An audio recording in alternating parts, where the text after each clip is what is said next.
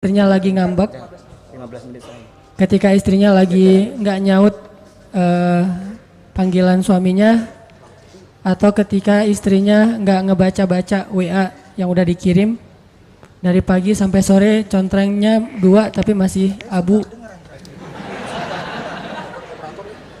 Itu berarti perasaannya lagi terganggu oleh banyak hal. Bisa jadi sikap kita, bisa jadi omongan orang lain, bisa dari dalam, bisa dari luar.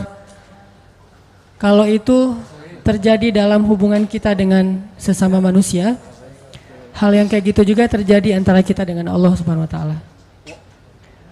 Padahal harusnya mah ke Allah nggak gitu.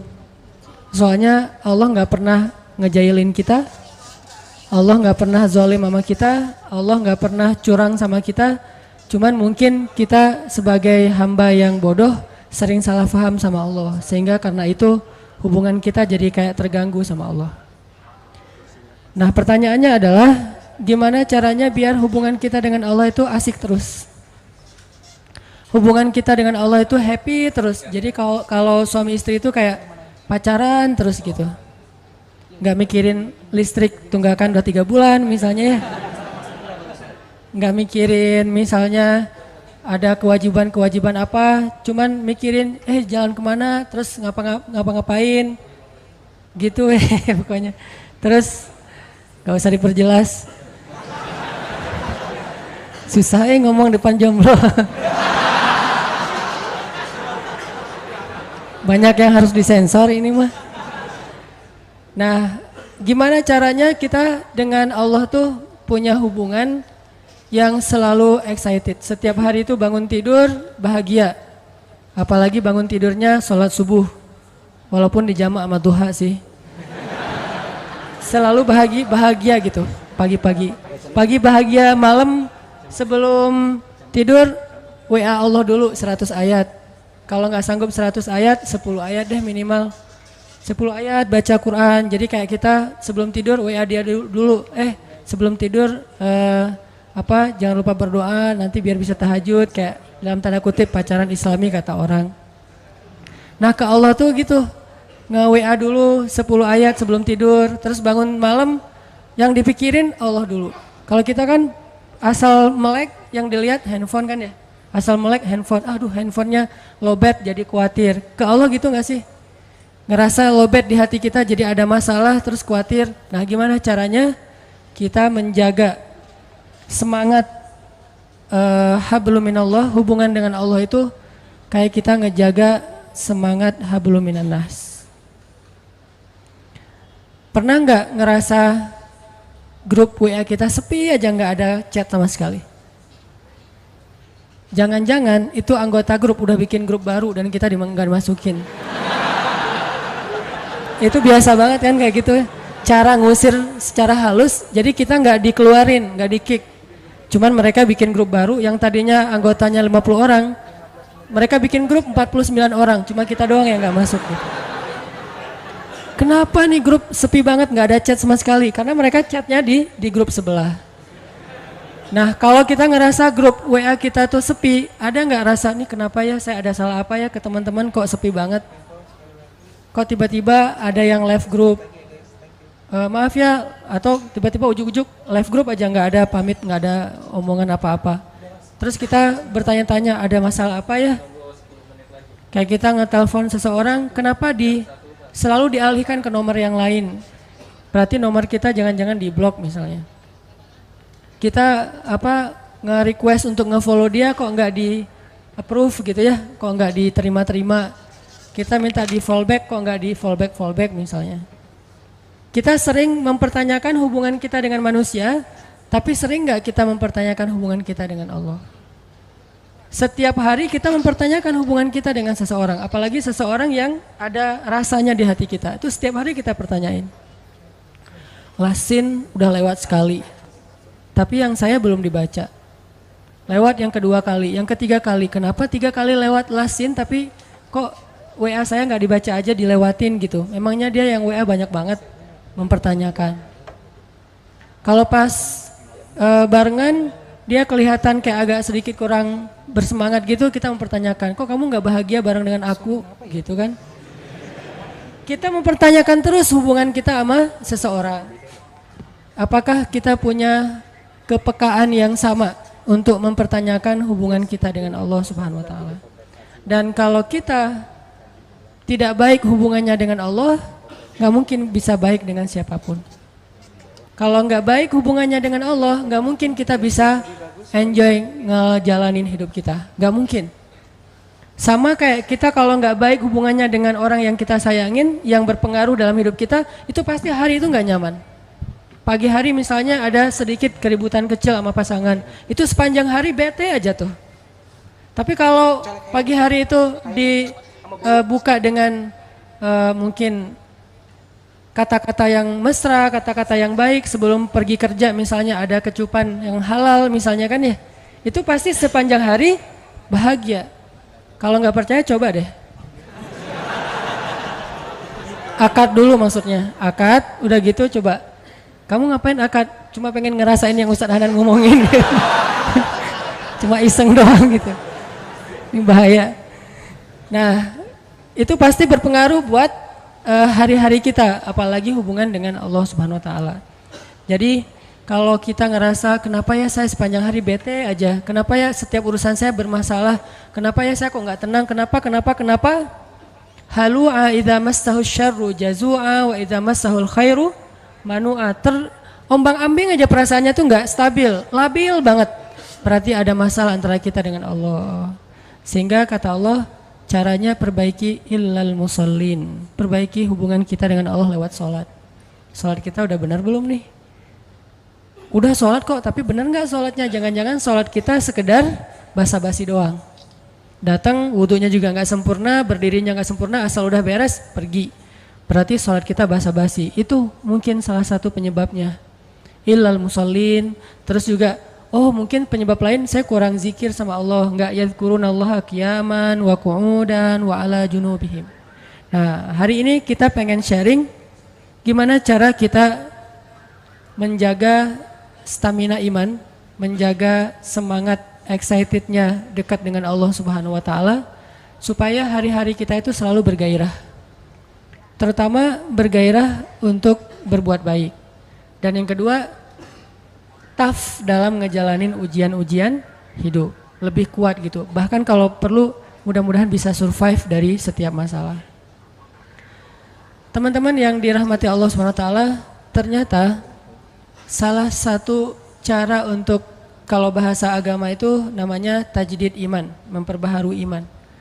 Ternyata salah satu cara memperbaharui iman, cara untuk kita nge-refresh, ngecas kembali iman kita tuh banyak dengar cerita. Banyak dengar cerita orang-orang yang sukses dalam urusan keimanan. Dan itu berlaku bukan cuma dalam urusan agama. Dalam kehidupan sehari-hari juga kayak gitu. Kayak misalnya orang yang senang bisnis. Dia kalau dengar cerita-cerita orang-orang yang sukses dalam bisnis kan jadi kayak booster banget ya buat dia termotivasi sukses secara bisnis. Ikut kayak pelatihan motivasi atau ikut seminar yang motivatornya, trainernya cerita tentang siapa gitu yang sukses dalam setahun meraup sekian miliar, yang dalam usia 17 tahun sudah punya omset sekian ratus juta. Itu kan bikin kita semangat untuk berusaha, semangat untuk berbisnis karena dengar banyak cerita orang sukses. Gitu juga berlaku dalam masalah main. Misalnya kita senang main apa gitu, main BMX atau skateboard atau apalah permainan-permainan anak-anak muda. Dengerin cerita-cerita orang yang berhasil ngelakuin satu trik atau apa, itu kan bikin kita jadi penasaran pengen nyoba. Kayak kalau di surfing itu di laut, dengerin ada yang nyoba spot baru. Di sana tuh ombaknya barrel misalnya atau apa, cerita-cerita tentang menaklukkan satu spot, satu poin ombak. Sehingga kita jadi penasaran, aduh pengen ya bisa kayak dia, aduh pengen ya bisa senyaman dia di atas papan, aduh pengen ya bisa seperti dia pas bunny hopnya BMX misalnya, aduh pengen kayak dia ya touring keluar kota. Selalu jadi kepengen karena dengar cerita. Termasuk kuliner juga itu. Di sana ada soto Betawi enak, di sana ada ini ada itu segala macam, bikin kita semangat.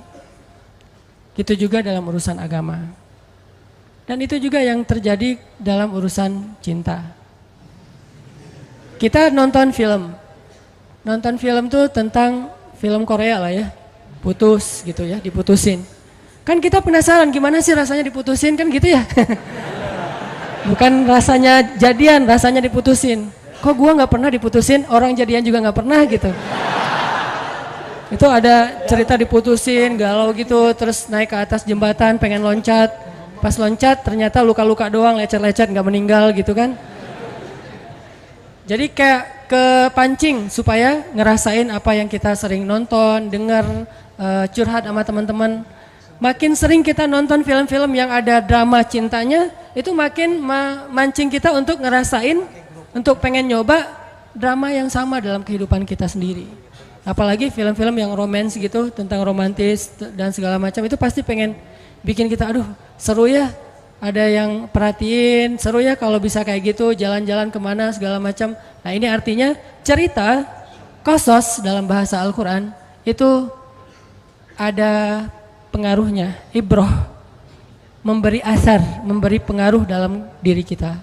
Sehingga sepertiga dari isi Al-Quran itu bahkan lebih adalah kisah. Sampai kalau kita baca story behind the surat Yusuf, kan surat Yusuf itu isinya cerita Nabi Yusuf. Itu story di balik turunnya surat Yusuf. Itu para sahabat lagi bosan baca ayat-ayat yang sifatnya perintah larangan. Emang sahabat bosan baca Quran? Ya, dan itu manusiawi. Kita kadang-kadang baca Al-Quran bosan. Kenapa? Karena nggak ngerti. Ada juga tuh yang baru hijrah, tatonya banyak banget.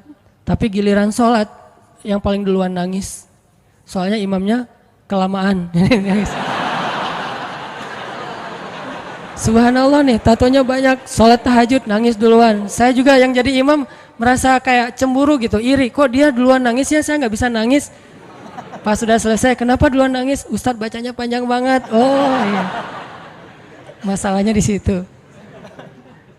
Nah, di Al-Quran tuh ada ayat yang sifatnya perintah, ya ayyuhalladzina amanu kutiba alaikumusiyam aqimis sholat dan seterusnya. Ada larangan, la ta'kulur riba dan seterusnya. Para sahabat kayak ngerasa monoton gitu, nggak ada variasinya. Akhirnya para sahabat datang ke Nabi, ya Rasul, ada ayat yang model-model lain nggak gitu?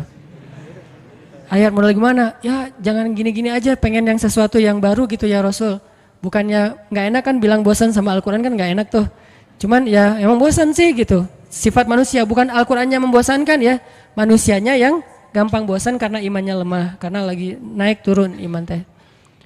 Akhirnya turunlah surat Yusuf yang Allah menyampaikan kisah terbaik di dalam Al-Quran supaya para sahabat lebih bahagia lagi, lebih semangat lagi membaca Al-Quran.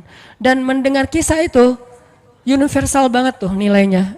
Kita nggak akan terjebak dengan perdebatan fikih, kita nggak akan terjebak dengan mazhab-mazhab, walaupun itu juga kebaikan, cuman kadang-kadang ada orang yang menyikapinya nggak bijak. Kalau kisah, insya Allah universal. Semua orang bisa mengambil pelajaran tanpa harus melihat dari mazhab apa, lintas pemahaman, tafsir, segala macam, enggak. Karena kisah itu sifatnya sesuatu yang bisa diambil pelajarannya oleh siapapun.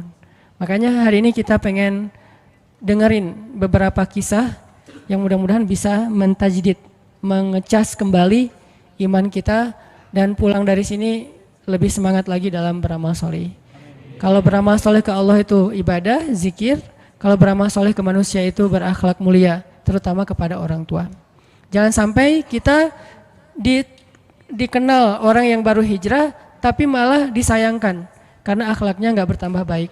Harusnya makin hijrah, orang-orang di sekeliling kita tuh kayak makin ngerasa dapat banyak manfaat dari kita, dapat kebaikan dari kita. Ini berarti kita hijrahnya insya Allah sudah on the track. Semakin banyak ngaji, semakin baik akhlak. Jangan semakin banyak ngaji susah senyum.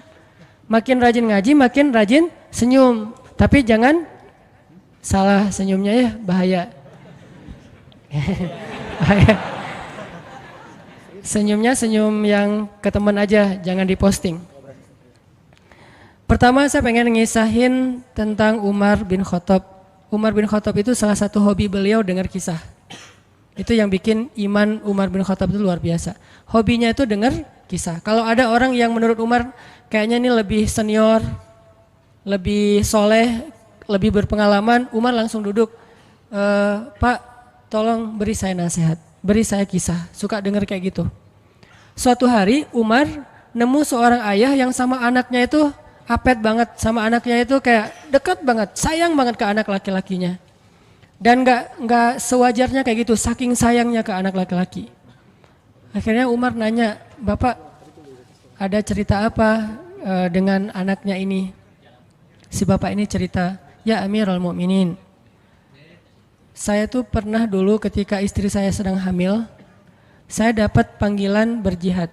Kan di zaman sahabat dulu ada wamil ya, wajib militer. Jadi semua laki-laki harus ikut membela negara.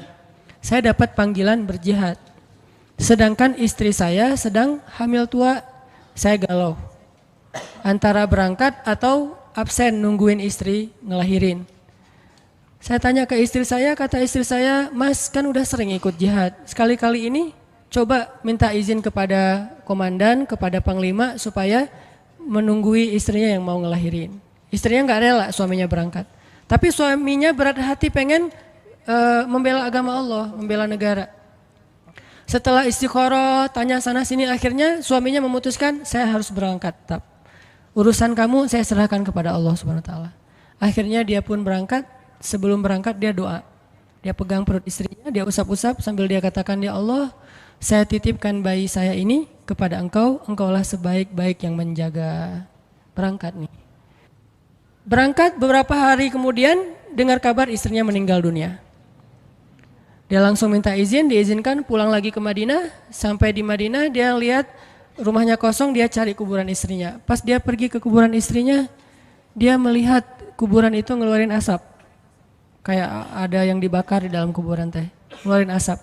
Terus Umar nanya ke tetangga, apakah istri saya berzina ketika saya tinggalkan? Kata tetangga, enggak, dia perempuan yang menjaga diri. Apakah istri saya berhutang yang belum dibayar? Kata tetangga, tidak, kalaupun ada sudah kami ikhlaskan. Apakah istri saya melakukan dosa ketika saya tinggalkan, mungkin menggibah atau dukun segala macam? Kata tetangga, tidak, dia perempuan yang solihah. Terus apa masalahnya? Kenapa dia kayak dibakar di dalam kuburnya, keluarin asap dari kubur itu? Penasaran, akhirnya kuburannya digali sama masyarakat. Pas digali ditemukan istrinya sedang duduk di dalam kuburan sambil memangku bayinya, menggendong bayinya. Bayinya masih hidup, istrinya sudah wafat. Padahal tadi peninggalnya belum ngelahirin. Jadi ngelahirinnya di dalam kuburan. Dia duduk gini, dan kalau zaman sekarang pasti udah pada lari ya. Atau masuk ke majalah tertentu gitu dengan judul azab kubur gitu kan.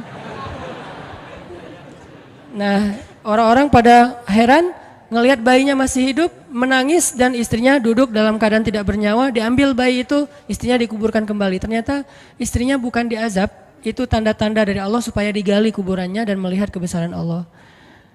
Waktu itu laki-laki ini menangis dan beristighfar minta ampun kepada Allah. Orang-orang heran nanya, kenapa? Apa dosa kamu kok minta ampun? Dia bilang, saya berburuk sangka kepada Allah. Gimana berburuk sangkanya? Sebelum saya berangkat berjihad, saya mengusap perut istri saya katakan, ya Allah, saya titipkan bayi saya kepadamu, engkau sebaik-baik penjaga. Saya enggak mengatakan bayi saya dan istri saya.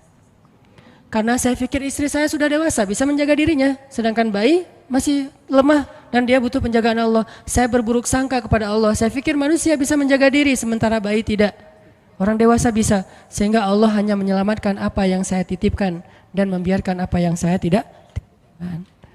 Aku tergantung prasangka hambaku kepadaku. Ana indalni abdi bi. Kalau kita tawakal ke Allahnya 100%, Allah nolongnya 100%. Dan ukuran persentase itu yang tahu cuma kita, karena di hati kita itu yang muncul. Ada satu titik keraguan berarti kurang dari 100%. Keraguan itu memperlambat datangnya pertolongan dan keajaiban dari Allah. Makanya aku tergantung prasangka hambaku kepadaku. Kenapa ada orang di zaman dulu tuh kayak dapat karomah, keajaiban-keajaiban dalam hidupnya. Kayak nggak mungkin terjadi secara logika dan ilmiah. Karena memang dia yakinnya ke Allah itu 100%. Apakah kalau kayak gitu kita nggak perlu ikhtiar? Perlu, tapi ikhtiar nggak ada hubungannya dengan keyakinan. Ikhtiar itu hubungannya dengan kewajiban. Allah yang suruh ikhtiar. Tapi yakin berhasil apa enggak, itu urusan yang kedua. Urusan hati antara kita dengan Allah Subhanahu Wa Taala. Kayak kita minum obat. Tentunya kita harus beli obat yang paling bagus.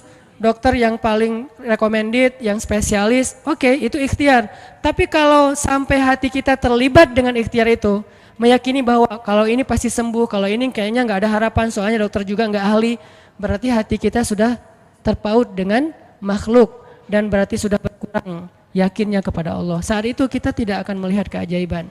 Yang terjadi dalam hidup kita saat itu apa? Hal-hal yang ilmiah. Kenapa kita hanya ngalamin hal-hal yang ilmiah? Karena kita yakinnya kepada hal yang ilmiah. Kenapa ada orang yang ngalamin hal-hal yang sifatnya miracle? Karena dia yakinnya kepada mukjizat.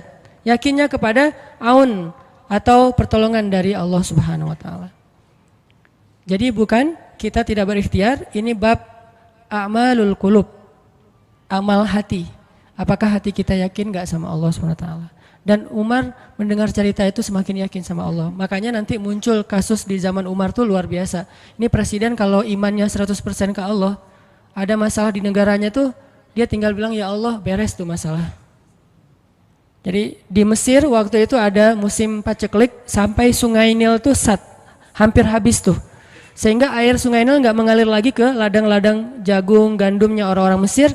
Dan orang Mesir yang dulunya menyembah anak sapi betina mulai syirik lagi nih. Mulai berpikir, kalau kayak gini mah sama aja. Setelah Islam datang kita tetap aja susah, paceklik. Mending kita doa lagi ke nenek moyang kita, dewa-dewa yang dulu.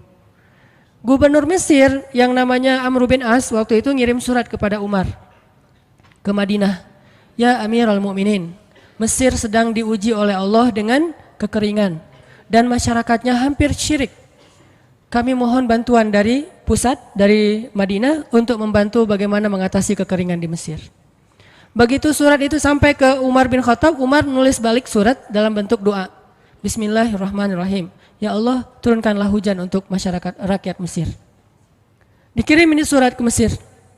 Waktu itu ibu kotanya masih Alexandria, belum Kairo. Dikirim ke Alexandria, malam itu diambil sama Amr bin As. Pas dibaca oleh Amr bin As, Bismillahirrahmanirrahim. Ya Allah, berikan rakyat Mesir hujan yang mencukupi untuk mereka. Saat itu juga hujan turun. Sampai sungai Nil meluap dan menggenangi ladang-ladang jagung dan gandumnya orang-orang Mesir. Dan mereka bertakbir semuanya. Cuman ngirim surat doang dari Amirul Mukminin. Kan enak ya?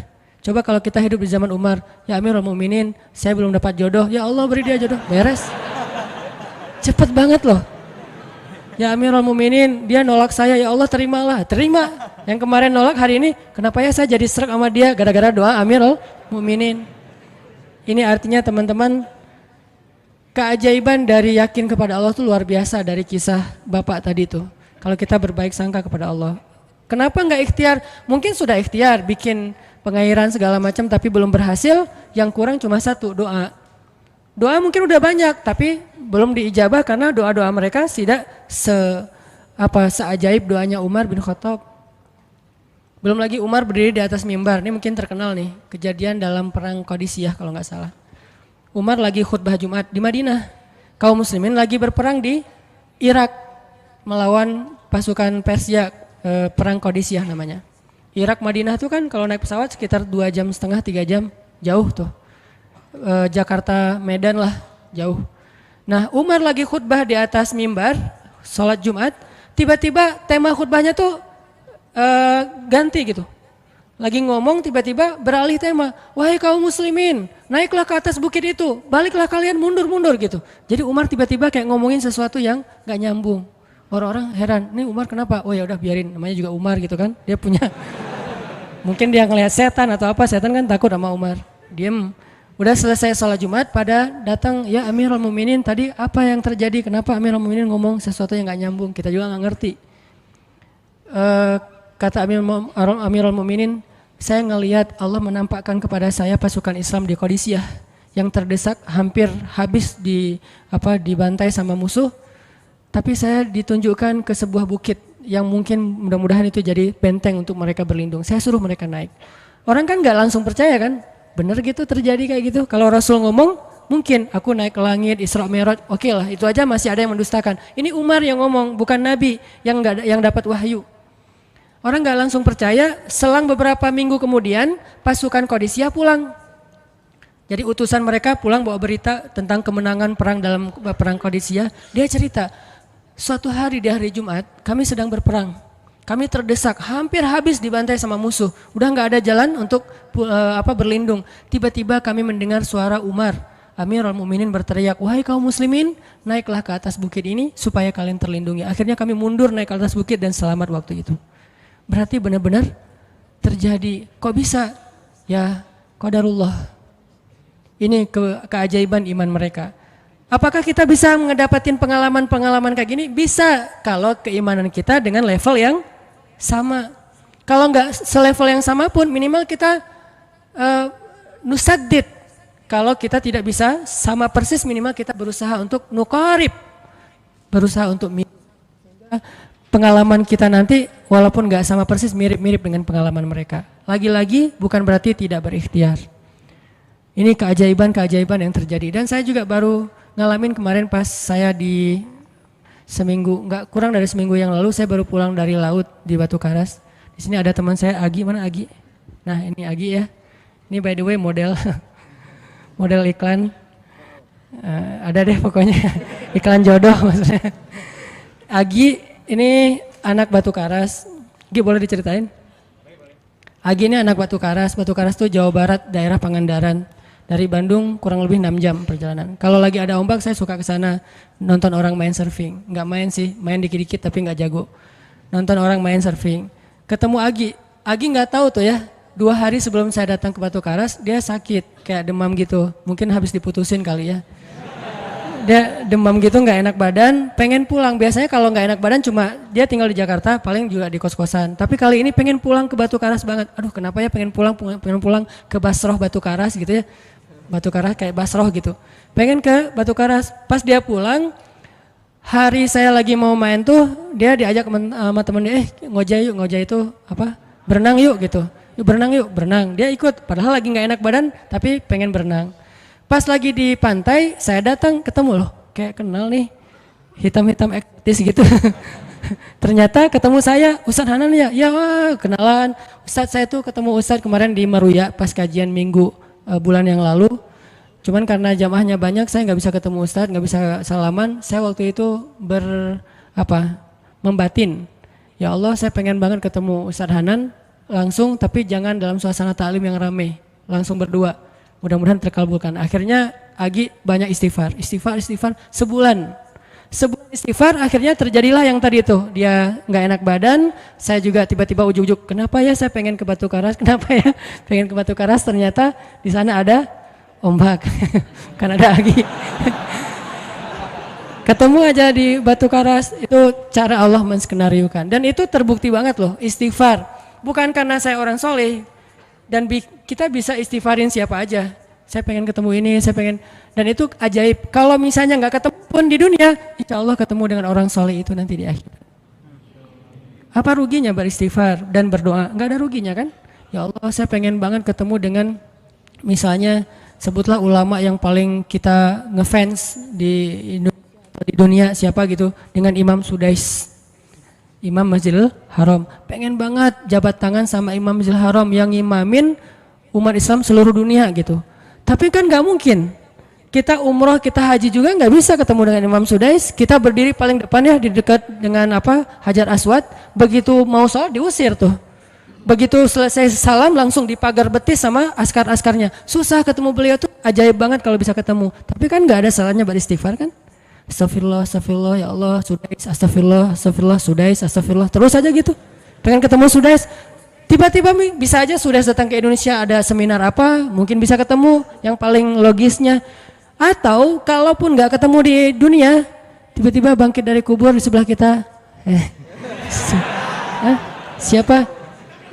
Kan kamu sering manggil saya dulu, siapa? Sudais yang mana ya?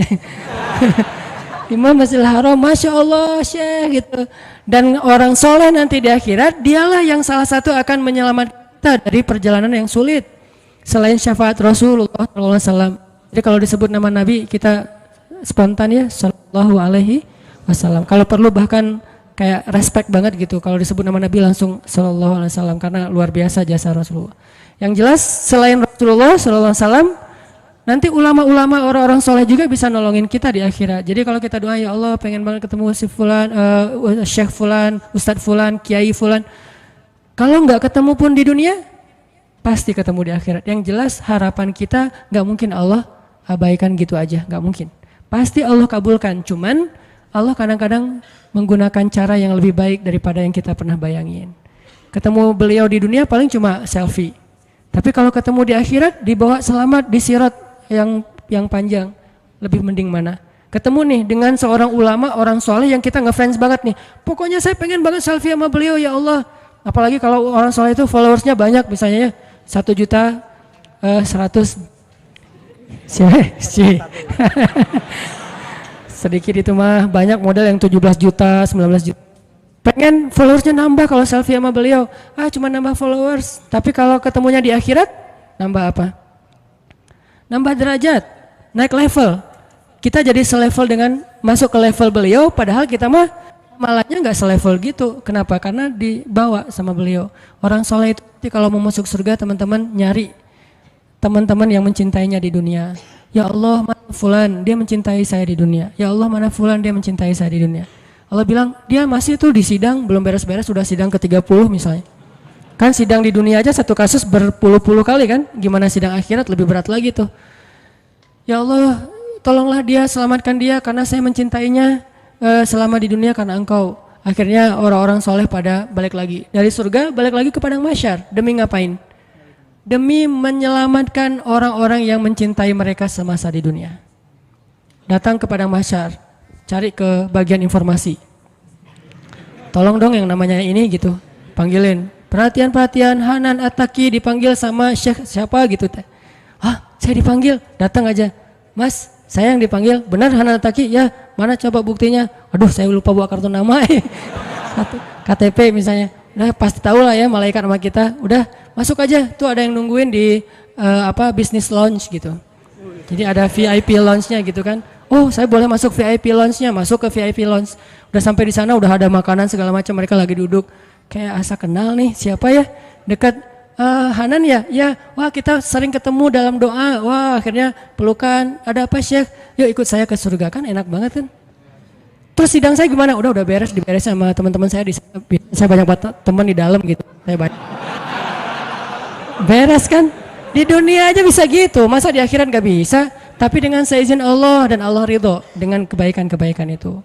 Jadi nggak ada sia-sianya juga. Kita kan dulu saya pernah cerita yang Imam Ahmad bin Hambal kan yang pengen banget ke Basrah, dan itu ternyata terjadi juga sama Agi. Dan terjadi juga sama salah seorang driver ojek online di Bandung. Baru 2 bulan yang lalu kejadiannya. Saya lagi datang ke markasnya Pemuda Hijrah, kita sering ada kayak rapat gitu di kantor. Markas kita namanya Masjid Al-Latif di dekat Gedung Sate. Datang dari pagi rapat sampai sore, dan saya pakai baju baju main biasa, bukan pakai baju taklim. Sebetulnya sama aja sih. Nah, waktu itu sholat zuhur di Masjid Al-Latif, saya ngimamin sama asar. Habis asar pulang, karena nggak nyetir sendiri, saya pakai online, saya order nih. Order, pakai ojek, ada yang ngambil, drivernya ngambil, datang jemput pulang. Kemana? Ke Cimahi, pulang. Di tengah jalan dia nanya, Mas sering sholat di Masjid Al-Latif itu ya? Saya bilang, ya lumayan, saya bilang. Iya itu masjid rame banget, anak-anak muda pada numplak di situ taklim. Siapa sih itu, ada imam muda, bagus suaranya gitu. Ntar jangan GR dulu. Muzammil, oh iya Muzammil, ya bagus tuh. Tadi udah GR, ternyata salah. Oh Muzammil, benar-benar Muzammil tuh suaranya bagus banget ya, anak ITB kan? Ya anak ITB ya. Kalau Mas di situ sering ngimamin juga? Ya sesekali sih, saya bilang. Dia mulai curiga gitu. Suka ikut taklim juga di sana? Ya kadang-kadang, saya bilang. Kenal sama Muzammil? Ya lumayan, padahal murid sendiri kan. Lumayan, saya bilang. Oh Mas, kayak nggak asing nih. Mas tadi ngimamin sholat zuhur bukan? Ya, saya bilang. Mulai curiga kan dia. Mas namanya siapa sih mas? Hanan, saya bilang. Hanan? Hanan yang mana nih? Ya.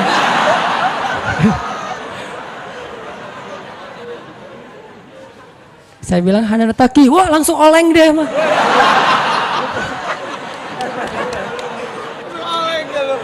Oh, mas biasa aja mas biasa aja gitu. Ini benar Ustadz Hanan Taki, benar. Masya Allah, ya Allah, udah gitu kayak terharu gitu, heboh, semua orang pada ngelihat lampu merah lah gitu ya, pada ngelihat semuanya. Saya langsung pakai masker, gitu. Ustadz tahu nggak Ustadz, saya sebulan ini istighfar terus habis dengerin cerita Syekh Imam Ahmad bin Hambal yang ke Basrah, saya istighfar, ya Allah pengen banget ketemu Ustadz Hanan, tapi jangan ditaklim berdua, jadi bisa curhat-curhatan gitu. Ternyata Allah bikin skenario, saya order ojek online, dia ngambil, jadi ngobrol di jalan sampai ke rumah, akhirnya bertamu nggak pulang-pulang. Wah ini luar biasa cara Allah. Dan wallahi teman-teman, dan itu terjadi. Jadi udah 2 kasus nih yang saya alamin ya. Satu lagi yang ojek online tadi, dan dua-duanya hajatnya sebulan Allah kabulkan. Jadi kalau ketemu saya aja sebulan gampang, masa ketemu jodoh bertahun-tahun gak dapat ya? Gimana nih? Istighfarnya gimana nih? Ini terutama buat cewek-cewek nih. Kalau cewek-cewek kan nggak bisa nyari, masa cewek kepo gitu kan nggak mungkin. Pura-pura follow, nge-like. Kok dia nge-like terus yang first like lah gitu? Nggak mungkin kan? Cewek kan agak-agak jaim. Ya udah istighfar aja deh. Banyak-banyak istighfar. Tiba-tiba ada yang kesandung jatuh di depan cewek, HP-nya jatuh. Dia pergi, HP-nya nomornya. Nggak penting sih ceritanya. Pokoknya ada. Ada jalan dari Allah yang kita nggak ngerti nih, yang jelas bisa. Kita tinggal yakin aja sama Allah, istighfar, Allah yang kasih jalan. Walladzina jahadu fina lanahdiyannahum subulana. Pokoknya kalau kalian bersungguh-sungguh kata Allah di jalan kami, udah kami kasih jalan-jalan keluar yang subul, jamak dari sabil, banyak banget jalan keluar di sisi Allah. Yang penting kita jahadu fillah, berusaha di jalan Allah Subhanahu wa taala. Itu kisah pertama Umar bin Khattab. Kisah kedua teman-teman yang dirahmati Allah SWT, yang bisa ngebooster iman kita ke Allah tuh kisah ada seorang ulama namanya Ibrahim Al-Asom. Kalau pernah dengar, beliau disebut Al-Asom itu karena emang beliau orang yang sangat terjaga. Ibrahim Al-Asom ini ulama miskin, pengen haji. Setiap ada orang yang berangkat haji, beliau kayak ngucapin selamat gitu, terus melepaskan. Pas pelepasan jamaah haji, beliau selalu baper, nangis sendiri di pojok rumah. Dilihat sama putrinya, kayaknya ayah pengen banget haji nih, tapi nggak cukup nafkah. Anaknya yang putri yang paling sulung nanya, "Pah, kenapa sih papa nggak haji aja?" Kata Ibrahim Al-Asom, "Nak, kalau ayah haji, terus yang nafkahin kalian siapa? Biaya haji mungkin murah, tapi nafkahnya siapa? Sementara istrinya, keluarganya nggak ada yang nafkahin selain suaminya ini, orang tua." Akhirnya anaknya bilang, "Allah yang menafkahi kami. Berangkatlah wahai ayah, serahkan kami kepada yang lebih baik daripada ayah, yaitu Allah." Terus anaknya nanya, ayah itu pemberi rezeki atau pemakan rezeki?" Ini anak luar biasa nih. Ayah itu pemberi rezeki atau pemakan rezeki? Ayahnya bilang, "Pemakan rezeki sama seperti kamu dan yang lain." "Ya kalau gitu serahkan kami kepada pemberi rezeki." "Berangkat wahai ayah." Beneran. "Ibu gimana?" "Udah ibu biar aku aja yang ngobrol sama ibu mah. Biarin ayah berangkat haji, nanti biar Allah yang jaga kita." Setelah dibujuk akhirnya setuju. Berangkat nih Ibrahim Al-Asom. Berangkat. Di tengah jalan berdoa, "Ya Allah, saya titipkan keluarga saya kepada Engkau. Engkau sebaik-baik yang menjaga, yang memelihara. Saya aja Engkau pelihara, apalagi keluarga saya." Akhirnya berangkat. Hari pertama nafkah yang disiapin sama ayah mereka masih cukup. Hari kedua, hari ketiga, hari keempat mulai kurang nih. Udah nggak cukup makanannya, rotinya habis. Cuma ada air putih doang, korma udah habis. Mulailah ibunya mengeluh kepada anak yang perempuan, "Nih gara-gara kamu nih, Gara-gara kamu akhirnya ayah berangkat, terus kita gimana, nasib kita gimana, dan seterusnya ngeluh. Anaknya nanya lagi kepada ibunya, "Mah, ayah kita itu pemakan rezeki atau pemberi rezeki?" Kata mahnya, "Ya pemakan rezeki sama dengan kita, tapi kan tetap harus ikhtiar." Ya udah kalau gitu, pemakan rezeki telah pergi, sedangkan pemberi rezeki terus menjaga kita. Allah kan gak pergi, yang pergi itu yang makan rezeki, Allah gak pergi. Jadi tenang aja mah, sabar sedikit. Karena kalau Allah mau ngasih kejutan, Allah biasanya suka ngasih ujian dulu. Kenapa dikasih ujian? Supaya Allah ngelihat kita tuh pantas gak sih dapat kejutan dari Allah. Ini penting nih ya. Kalau Allah pengen ngasih kita surprise, Allah biasanya nguji dikit. Kenapa diuji? Karena Allah pengen lihat kita tuh pantas gak sih dapat surprise yang luar biasa dari Allah. Kalau kita bersabar, Allah kasih tuh kejutan yang luar biasa. Sabar mah, sabar. Gak lama kemudian lewatlah satu rombongan dari raja. Rombongan pangerannya lewat berburu kehabisan air. Akhirnya ada satu pengawal datang ke rumah Ibrahim alaihissalam, ngetuk pintu minta tolong diberikan air. Assalamualaikum, waalaikumsalam. Saya rombongan pangeran, kita kekurangan air, boleh minta air dari sumur kalian? Kata istrinya, boleh silakan ambil aja sesukanya, air berlimpah. Akhirnya ngambil, dibawa ke pangeran. Sampai di rombongan pangeran ini mereka minum, airnya manis. Nggak seperti air sumur yang lain, kayak dikasih gula gitu, manis banget airnya. Ini air kok manis, akhirnya pangerannya heran. Nih kamu dapat dari sumur mana sih kok airnya kok rasanya manis dan segar gitu. Kayak apa, es teh manis lah pokoknya ya, airnya manis, segar, habis makan warung Padang kan es teh. Akhirnya mereka balik ke rumah itu, tanya ini rumah siapa? Ini rumah Ibrahim alaihissalam. Oh Ibrahim alaihissalam selebgram itu gitu. Kan terkenal Ibrahim alaihissalam waktu itu jadi selebgram, semua orang tahu, tapi nggak tahu wajahnya, cuma tahu namanya, nama besar lah ya. Oh Ibrahim alaihissalam ulama besar itu ahli tasawuf, ya seperti yang orang-orang sering ngomong-ngomong. Oh kalau gitu kami merasa terhormat bisa minum air yang berkah dari rumahnya Ibrahim alaihissalam. Wah ibu kemana? Ibrahim alaihissalam lagi berangkat haji. Apa yang kalian butuhkan? Allah yang mencukupkan segala kebutuhan kami. Kan harga diri ya, nggak mau mengemis. Akhirnya pangeran ini ngomong ke semua menteri, keluarkan semua barang-barang berharga kalian, serahkan kepada keluarga Ibrahim alaihissalam sebagai bentuk terima kasih karena udah nolong kita ngasih air. Akhirnya mereka ngasih emas segala macam berpeti-peti gitu, taruh di rumah Ibrahim alaihissalam dan mereka melanjutkan perjalanan. Setelah mereka pergi, anak perempuan ini bilang lagi, "Mah, ayah itu pemakan rezeki atau pemberi rezeki?" Wah, pemakan rezeki, Allah yang semangat sekarang. Mamanya udah semakin yakin. Ayahnya pulang, harta itu belum habis. Selama beberapa tahun mereka bisa makan tanpa harus bersusah payah. Nah ini artinya tingkat keyakinan kepada Allah itu setelah ikhtiar pastinya memberi kita kejutan-kejutan yang kita nggak pernah bisa ngebayangin. Nah dalam hidup kita kadang-kadang harus berani bertaruh karena Allah. Kan kita sering gambling karena manusia kan? Kita gambling ngutang ke satu perusahaan yang nanti bayarnya lebih mahal, lebih bertambah, kita ngutang 10 juta, bayarnya jadi 13 juta, kita gambling, ketutup lah, orang saya nanti untungnya sekian-sekian, gambling kan? Kenapa kita berani gambling kepada makhluk yang bahkan tidak ada niat baik untuk menolong kita, tetapi kita tidak berani gambling kepada Allah yang bahkan berjanji pasti akan menolong kita selama kita di jalannya. Kenapa nggak berani gambling kepada Allah? Nikah tunggu mapan dulu. Kenapa nggak gambling aja? Nikah nanti Allah mapankan. Bukankah janji Allah gitu? Kalau mereka fakir, kalau mereka fukoro, kalau mereka nggak punya makan, Allah yang akan memberi makan. Kan beres. Jadi datang ke calon mertua, "Pak, saya pengen melamar anak Bapak. Udah punya kerja apa? Belum Pak. Terus gimana memberi makan anak saya?" Allah yang memberikan makanan. Dan ngomongnya jangan ragu-ragu, yakin. Allah Pak, Bapak mau saya sebutin hadis-hadisnya. Siapin aja buku hadisnya beberapa lembar ya. Silakan Bapak boleh dibaca-baca pas waktu senggang. Mungkin waktu itu nggak langsung diterima, hidayah orang kan bertahap ya. Waktu itu minimal dia udah ngerti dulu.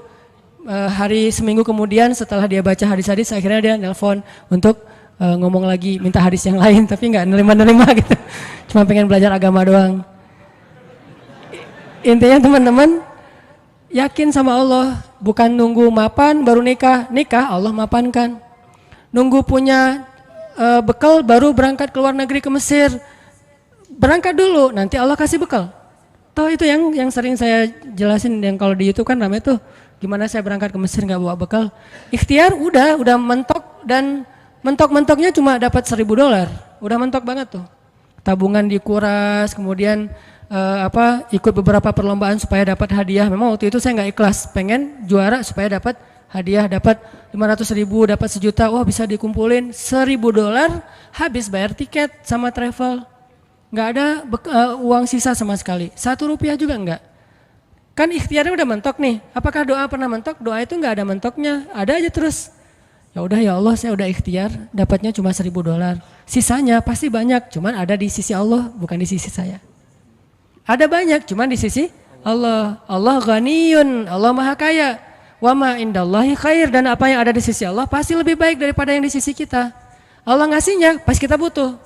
Sekarang saya kan belum butuh, butuhnya buat bayar travel. Ya udah Allah bayarin dulu buat travel. Kalau buat makan nanti ngasihnya pas mau makan, jangan sekarang. Kita kan sering yakinnya kalau udah ada di tangan kita, bukan di tangan Allah, dan itulah derajat keyakinan kita. Makanya yang terjadi keajaiban dalam hidup kita itu ya gitu-gitu aja.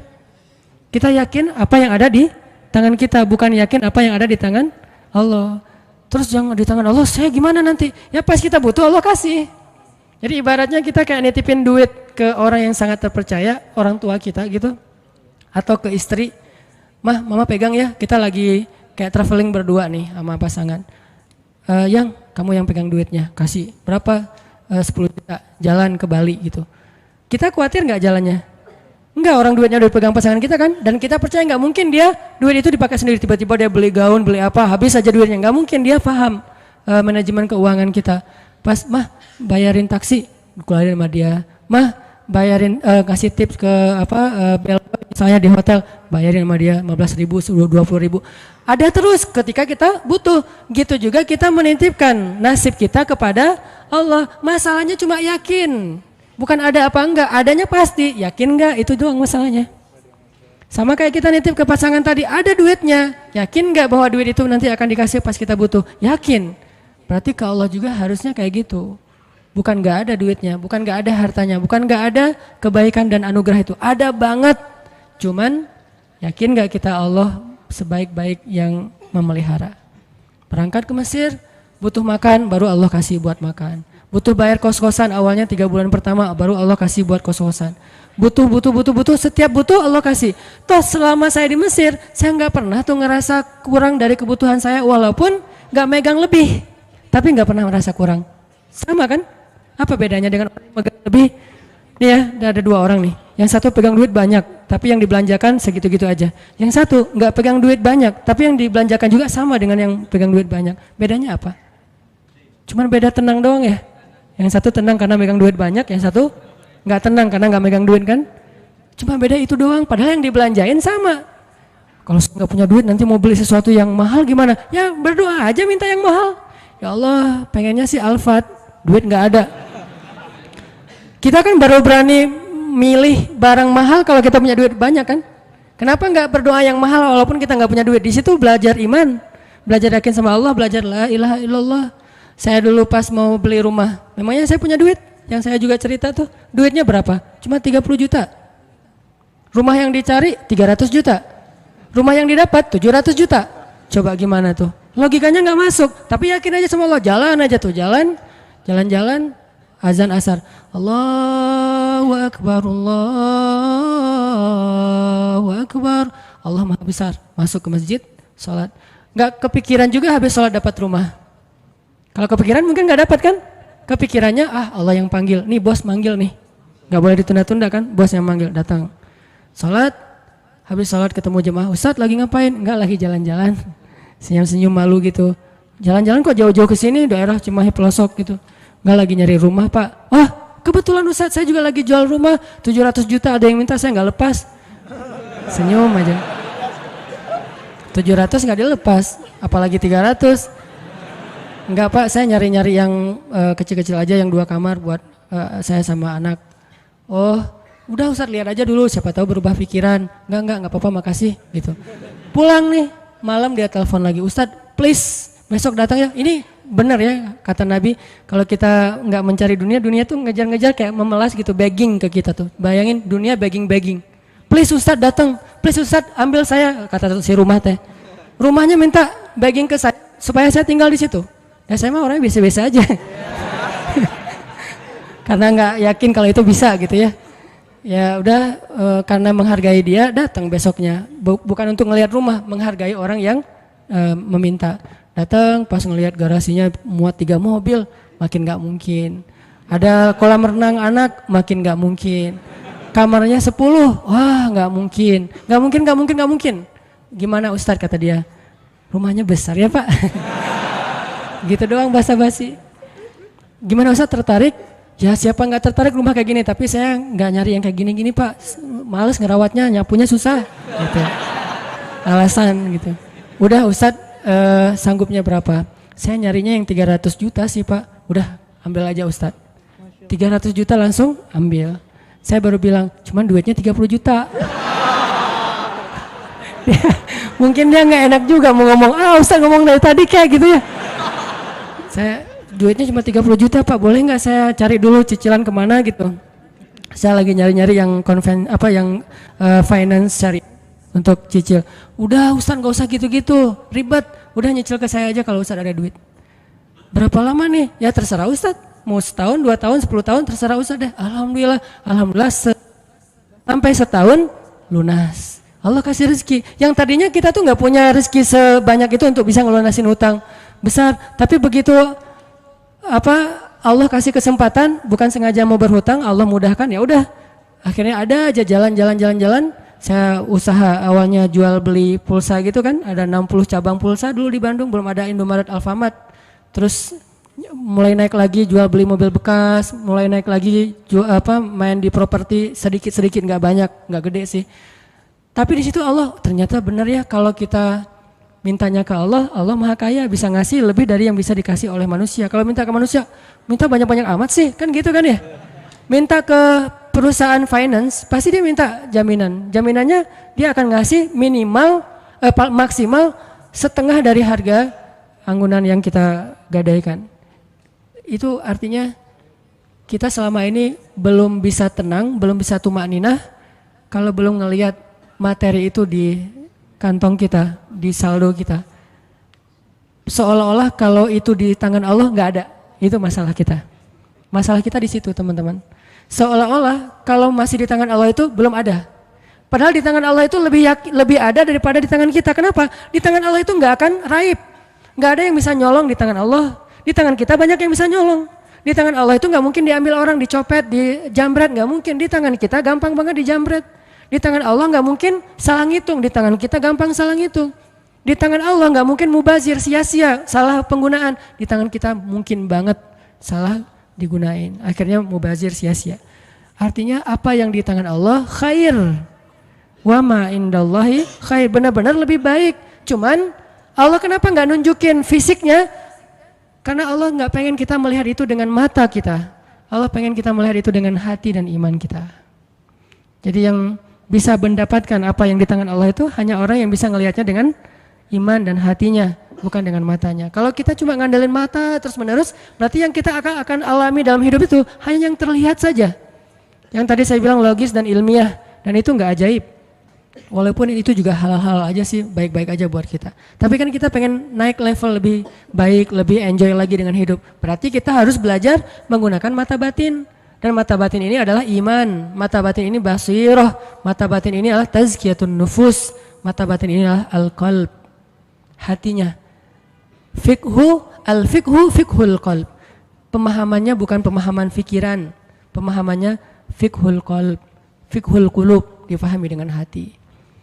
Itu teman-teman dalam segala urusan, mau kerjaan, mau skripsi, mau kuliah, mau jodoh, mau apapun, gunakan bukan hanya mata fisik kita untuk melihat kayak nggak ada tanda-tandanya nih. Mungkin di sini nggak kelihatan, tapi di sini Allah yang mendatangkan. Tiba-tiba ada keajaiban terjadi dalam kehidupan kita. Dan saya sering ngalamin yang kayak gitu-gitu tuh sering banget. Termasuk ketika dapat musibah. Kalau kita tahu bahwa kalau kita dapat musibah dan kita ridho, bukan ikhlas ya. Kalau ikhlas kan ibadah. Kalau musibah namanya ridho. Walaupun orang Indonesia suka bilang yang ikhlas ya, bukan yang ikhlas, yang ridho ya gitu. Kalau kita ridho dengan satu musibah lalu kita serahin sama Allah, Allah tuh gantiin yang lebih banyak loh. Masalahnya kita nggak yakin, dapat musibah langsung panik, langsung putus asa. Harusnya pas dapat musibah tetap kita ikhtiar untuk menyelesaikan masalah kita, mencari jalan keluar, mengambil kembali hak kita. Tapi itu jangan sampai mengalahkan porsi kita meminta kepada Allah gantinya yang lebih baik. Begitu dapat musibah, ini bukan cuma antara kita dengan orang, tapi antara kita dengan Allah. Ya udah, kalau lo curang sama gua, ya Allah beri saya yang lebih baik daripada yang sudah hilang dari saya. Allahumma ajurni fi musibati wa khlufli khairam minha. Langsung Allah ganti. Dan itu janji Rasul. Mana pernah Rasulullah berdusta? Tidaklah orang berdoa dengan doa itu ketika musibah, kecuali Allah akan memberikan gantinya yang lebih baik untuk dia. Tapi kita harus benar-benar yakin dan bijaksana. Maksud bijaksana di sini, jangan mendikte Allah harus seperti yang kita pengenin. Kadang Allah ngasih yang lebih baik, nggak mungkin yang lebih kurang. Minimal sama atau lebih baik, nggak mungkin kurang dari itu. Doa, saya pernah mobil saya diserempet orang, terus orangnya pergi. Saya ini ternyata untuk benerin mobil yang keserempet itu 1,5 juta. Langsung doa waktu itu juga, pas lagi kena musibah, jangan tunggu marah dulu beberapa hari baru doa. Saat itu juga, Allahumma ajurni fi musibati wa khluf li khairan minha. Orangnya udah nggak ketahuan di mana, nggak bisa ngejar lagi. Tapi saya udah rugi 1,5 juta. Gimana nih ya Allah, beri saya ganti yang lebih baik. Seminggu kemudian Allah ganti 15 juta. Benar kan 10 kali lipat? 15 juta. Dan itu bukan sedekah, bukan pemberian orang yang kasihan. Allah kasih jalan mungkin lewat usaha apa, lewat penghasilan apa, lewat untung dari mana. Yang jelas halal. Dan itu 15 juta, 10 kali lipat. HP saya jatuh. HP waktu itu harga yang punya pertama harga 2 juta. Ada qiyamul lail di masjid markasnya Pemuda Hijrah. Saya bangun jam 2, acaranya jam 2. Jadi udah telat kan. Bangun langsung panik gitu. Orang-orang pada nunggu. Miss call udah 15 gitu, banyak banget. Ustadz kemana aja? Akhirnya panik, wudu. Karena panik pakai baju segala macam, HP jatuh dan kacanya langsung pecah dan gak bisa dipakai. Saat itu juga saya doa, ya Allah beri saya ganti yang lebih baik darinya. Berangkat ke masjid.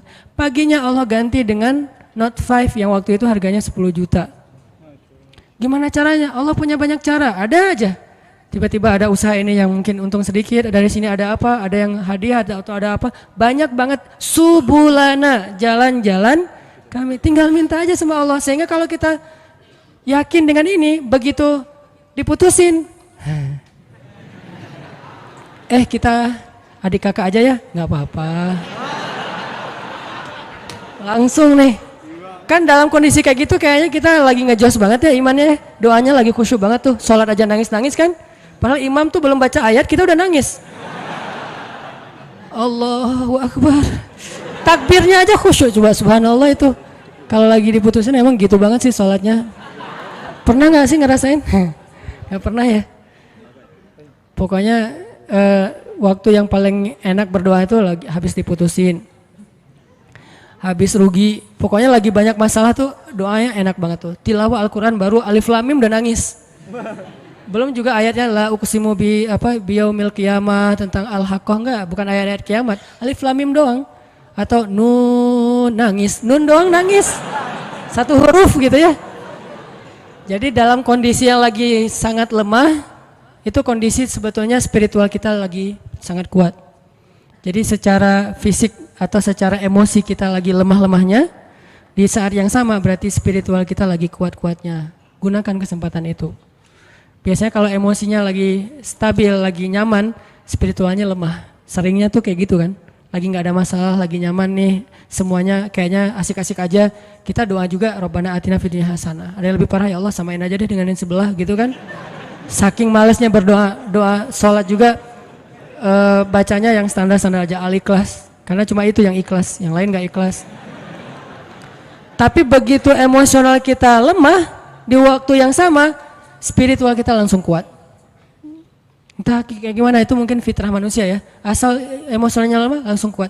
Dan itu spontan kadang-kadang teman-teman. Saya dulu pernah tinggal di rumah kontrakan di sebelah,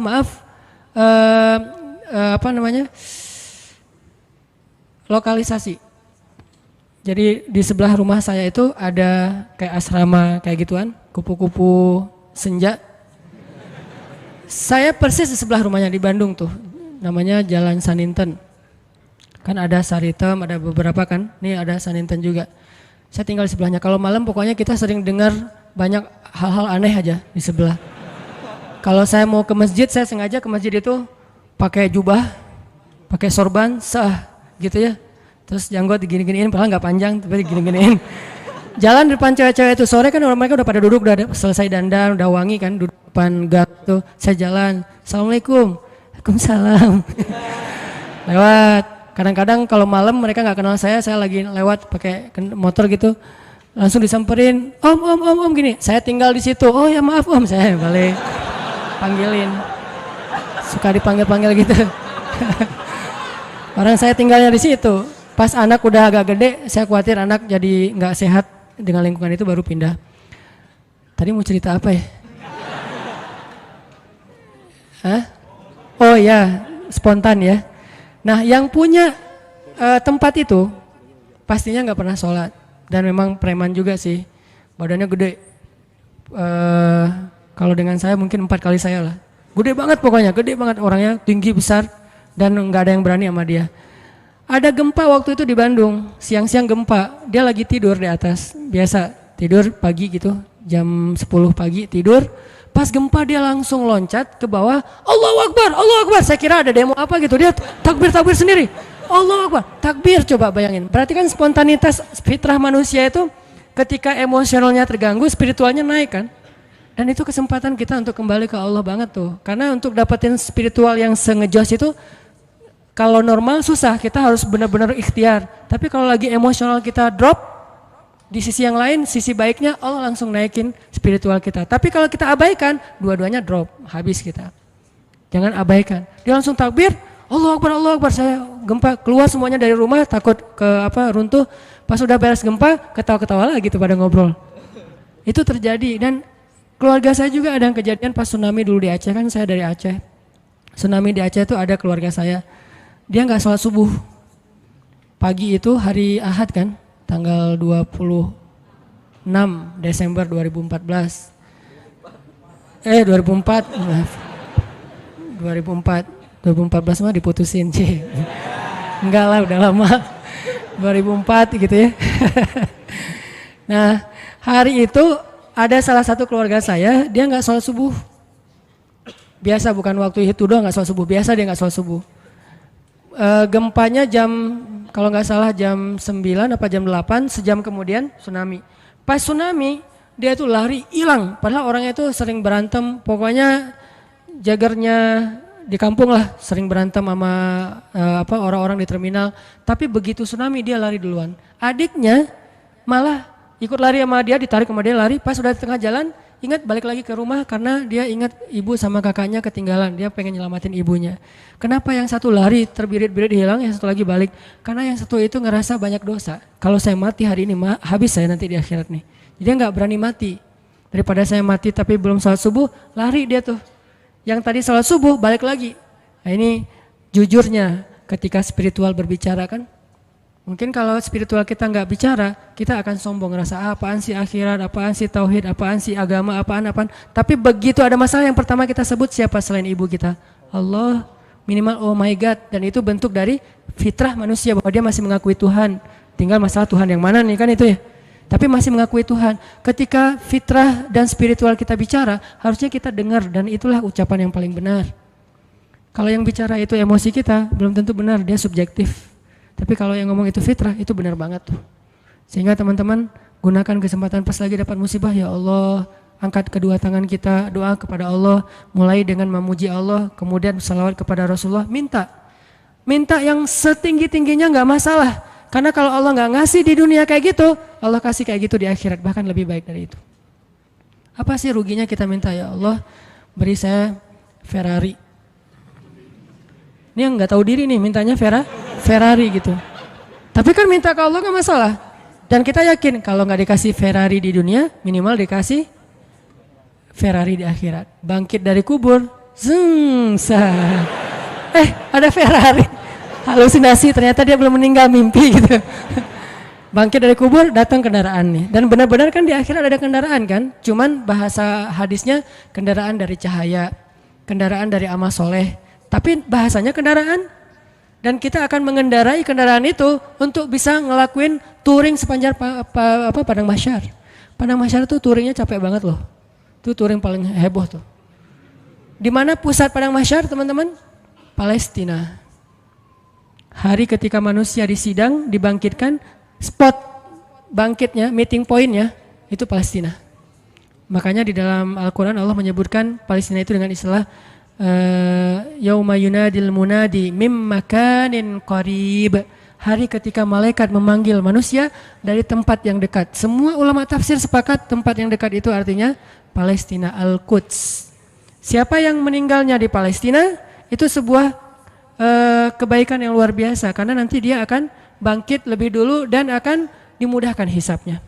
Itulah keutamaan salah satunya meninggal di Palestina walaupun gak semuanya punya nasib yang sama. Tapi setidaknya manusia bangkit. Terus dari sini ke Palestina ngapain? Gimana jalannya? Mau jalan kaki? Dari Bekasi ke sini aja tadi berapa jam jalan kaki kan? Apalagi dari Sunda Kelapa ke Palestina. Itu jauh banget loh. Jalan kaki itu bisa bertahun-tahun sampai ke Palestina. Dan itu bumi yang sekarang. Sedangkan Padang Mahsyar ribuan kali lipat lebih besar daripada bumi sekarang. Dan bumi Padang Mahsyar itu belum ada sekarang. Nanti Allah jadikan lagi setelah kita bangkit. Karena Allah berfirman di akhir surat Ibrahim, yauma tubaddalul ardu ghairal ardi was samawat. Hari ketika ard itu bahasa Arab jadi bahasa Inggris earth. Itu bahasa Arab. Yauma tubaddalul ard ghairal ard was samawat. Hari ketika bumi yang lama diganti dengan bumi yang baru. Bumi yang lama namanya bumi yang sekarang, dunia, ardud dunia. Bumi yang baru namanya Ardul Mahsyar, Padang Mahsyar. Ukurannya miliaran kali lebih besar daripada bumi yang sekarang. Karena semua planet, bintang-bintang itu disatuin jadi satu bumi. Dan matahari cuma jadi satu dan dekat banget. Dan artinya jarak kita ke Palestina aja udah miliaran kali lebih jauh dari sekarang. Kalau nggak punya kendaraan terus mau jalan kaki kapan sampainya. Itulah kenapa ada orang di Padang Mahsyar ribuan tahun nggak beres-beres. Kenapa? Jalan doang dari ribuan tahun belum disidang. Harus ke Palestina. Sampai di sana sidangnya juga lama. Belum lagi ngelewatin Sirat. Sirat itu panjangnya dari bumi ke langit. Dan langit terjauh yang pernah ditemukan oleh sains berapa miliaran tahun perjalanan cahaya kan, bukan jalan kaki. Kalau nggak punya kendaraan gimana sampainya ke surga? Jadi untuk bisa sampai ke surga aja teman-teman, nggak ada kendaraan, itu mungkin menghabiskan usia kita miliaran tahun loh, belum sampai ke surga. Terus gimana dong Ustadz? Kita harus punya banyak kendaraan dan kebaikan. Karena cuma itu yang bisa memudahkan perjalanan kita. Itu touring panjang banget. Jadi minta, ya Allah yang kecepatannya berapa ribu kekuatan kuda misalnya, Ferrari. Gimana cara dapetin Ferrari itu? Doa terus menerus. Kalau nggak dikasih di dunia yakin dikasih di akhirat. Kalau saya mah mending milihnya di dunia mah yang biasa-biasa aja, di akhirat yang luar biasa. Kenapa? Yang biasa-biasa juga di dunia udah cukup buat kita. Tapi yang luar biasa di akhirat itu emang kita butuhin banget. Ya Allah, matanya besar, hidungnya mancung, alisnya bertaut.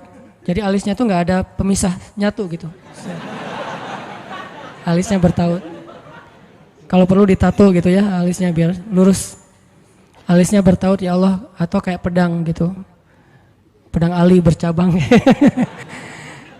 Tingginya sekian ya Allah, kulitnya putih Korea lah. Minta yang sebaik mungkin. Nanti kalau nggak dikasih jodoh kita kayak gitu di dunia, maka jodoh kita yang di dunia itu nanti akan Allah perindah di akhirat. Dan saya sering cerita, di surga itu nggak ada jomblo. Jadi nggak usah khawatir. Tetap ada wedding lah di surga. Dan WO-nya itu para malaikat banget. Malaikat yang nyiapin segala macam. Kita dirias sama malaikat. Nang sini nang, dirias sama malaikat. Malaikatnya tuh yang bagian rias yang keren-keren gitu. Dirias, udah secantik-cantiknya. Rambutnya nggak kusut lagi selama-lamanya, nggak ada cerita aduh keringetan ya, aduh AC-nya mati ya, ternyata ini apa segala macam, nggak ada tuh di surga. Selalu bahagia. Baitun, rumah yang tidak ada teriakan dan tidak ada keluhan itu cuma ada di surga. Di rumah tangga di dunia tetap ada. Gimana pun soleh keluarga Nabi, Aisyah kadang-kadang mengeluh manusiawi, tapi di surga nggak ada. Nikah di surga. Siapa yang jadi walinya? Allah Subhanahu wa Ta'ala. Saya nikahkan kamu dengan perempuan yang soleha ini, perempuan dunia yang udah jadi bidadari dengan mahar surga satu seluas langit dan bumi. Saya terima nikahnya. Nggak ada cerita di surga itu ngucapin akad nikah salah, itu nggak ada. Sah, kata saksi. Sah nggak ya? Sah nggak ya? Nggak deh. Ternyata saksinya mantan belum bisa move on gitu.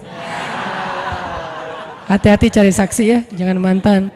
Pasti nggak sah melulu itu mah. 10 kali juga nggak sah. Intinya teman-teman, surga itu didapetin kalau kita benar-benar di dunia ini menggunakan semua kesempatan di sisi Allah SWT. Ada masalah minta ke Allah, ya Allah, doa aja yang sebaik mungkin, nggak ada sia-sianya. Itu beberapa kisah yang mudah-mudahan bisa booster semangat kita beramal soleh dan selalu hadir dalam majelis para ulama. Dengerin taklim itu bukan berdebat ya, bukan untuk kita menganggap diri kita paling benar, yang lain salah, kita masuk surga, yang lain neraka, kita petunjuk, yang lain sesat, bukan. Dengerin taklim tuh untuk apa? Ngecas iman kita masing-masing. Jadi kalau dengerin materi, oh ini teman gua banget nih, ini dia banget nih, ini istri banget nih, ini suami banget, enggak, ini saya banget. Saya sering banget tuh dengerin taklim yang kayaknya khotib itu kayak ngomongin saya tuh. Kan saya udah 2 tahun ini enggak khutbah Jumat, jarang banget khutbah Jumat, sengaja enggak ngambil jadwal khutbah karena saya pengen jadi yang mendengar.